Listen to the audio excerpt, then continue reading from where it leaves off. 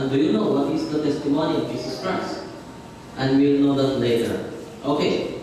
The Word of God and the testimony of Jesus Christ. What is the biblical principle? Remember, as what we have studied last Monday, we fall into three categories. First, what is the concept in Revelation? The concept of Revelation is this Word. In the book of Revelation has this Word of God and the testimony of Jesus Christ.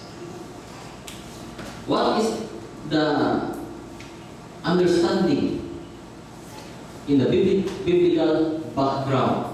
Now, what kind of interpretation must be avoided? If we say the Word of God or any words written with inspiration of God, kung saan man ang mga ligayan. Okay? In 2 Peter 1:20, you can read there. Inyo na mabasa din ha. Where is the 2 Peter found?